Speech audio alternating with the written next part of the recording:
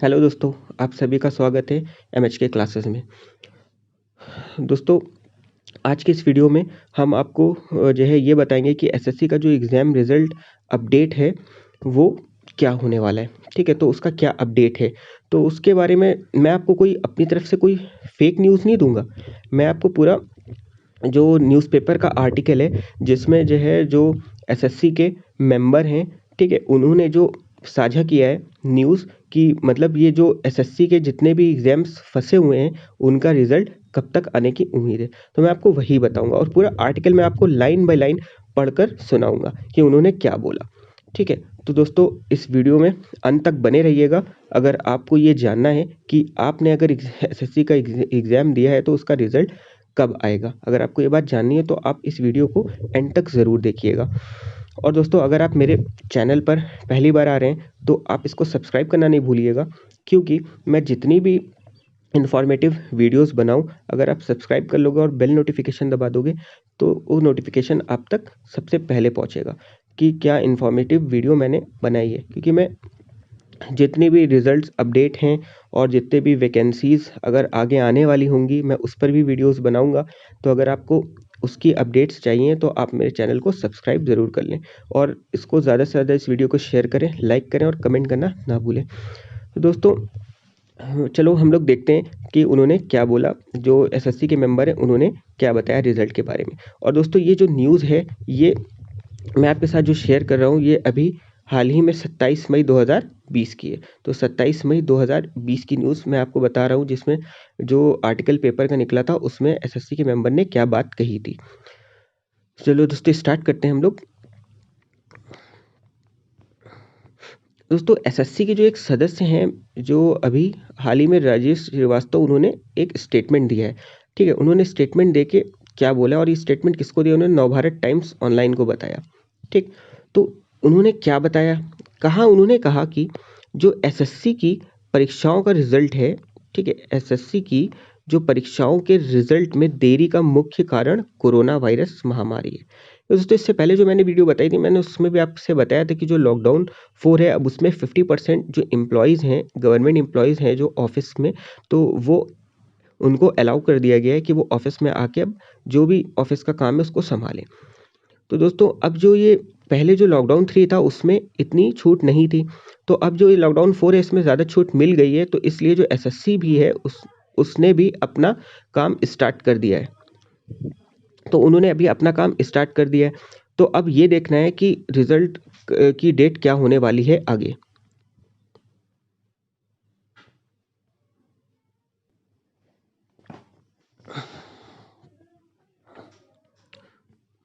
तो उन्होंने ये बताया कि ये सब जो डिले हो रहा है, जो ये रिजल्ट वो क्या हो रहा है, कोरोना की वजह से हो रहा है। तो उन्होंने ये भी बताया कि कई परीक्षाओं की कॉपियों का मूल्यांकन कार्य बचा हुआ है। ठीक है, तो मतलब उन्होंने बताया कि कुछ जो कॉपीज थी वो चेक हो गई हैं और कुछ का कार्य बचा हुआ है जिन्हें पूरा करने में एसएससी लगा हुआ है। कह रहे परीक्षाओं के रिजल्ट की तारीख पर 1 जून को मीटिंग होगी।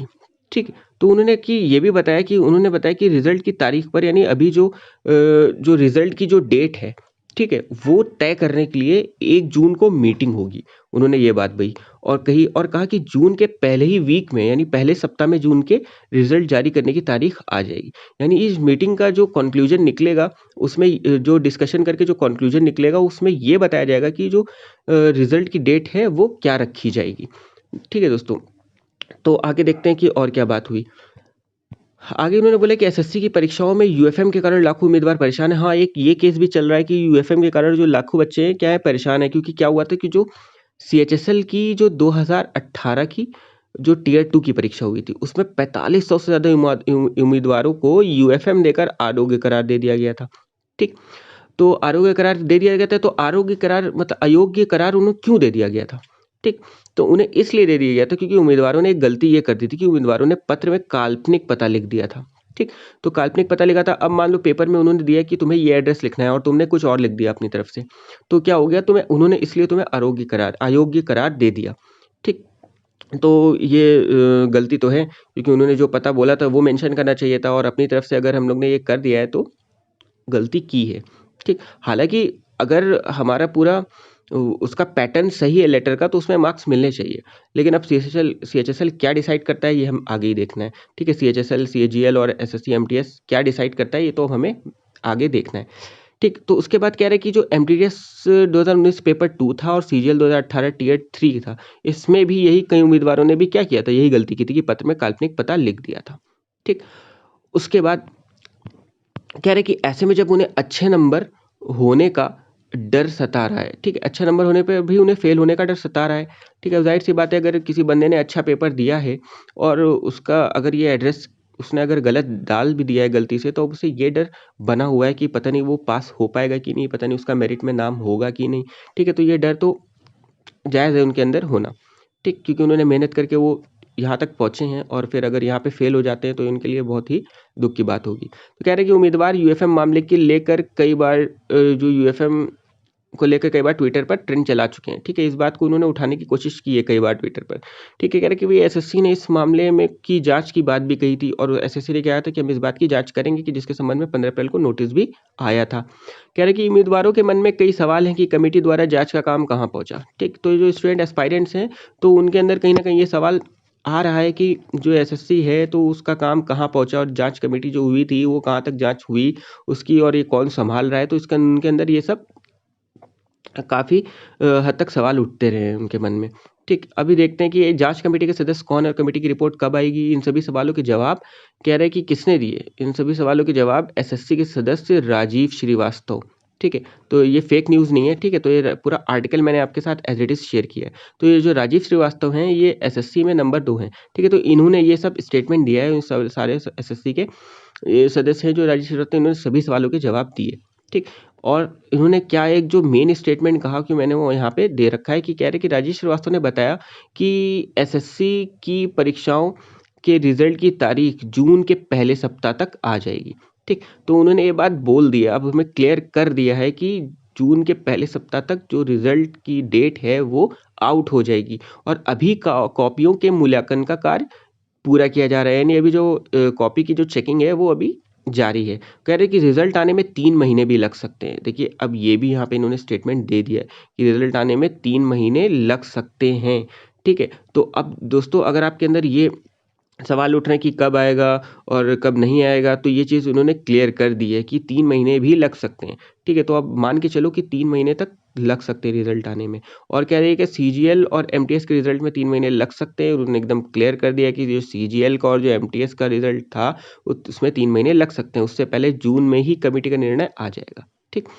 तो जून में ही जो कमेटी है जो जाँच-वाँच की थी उसके मीटिंग जो होगी उसमें सब पूरा डिस्कशन होगा और जो कमेटी का भी जो भी कॉन्क्लूज़न होगा वो जून में ही उनका निर्णय आ जाएगा कि उनको रिज़ल्ट की डेट क्या देनी है। तो दोस्तों जहाँ इतना इंतज़ार किया वहाँ थोड़ा और सही, और हम इस बात को समझ सकते हैं कि अगर आपने एग्ज़ाम दिया है तो आपके अंदर कितनी एंग्ज़ायटी है जॉब को पाने के लिए, और होनी भी चाहिए आपके अंदर, क्योंकि आपने इतनी मेहनत की है और आप इस जॉब के हकदार हैं। अगर आप अप्लाई कर रहे हैं इसमें और आपने मेहनत की है तो मेरे हिसाब से तो आपको बाहर नहीं होना चाहिए और उनको अच्छे से अच्छा डिसीज़न लेना चाहिए कि जितने भी यूएफएम केस के जो उसमें आ गए हैं दायरे में, जो बच्चे आ गए हैं तो उनको इसका नुकसान ना पहुँचे और उनके लिए भी कुछ अच्छा डिसीज़न लिया जाए।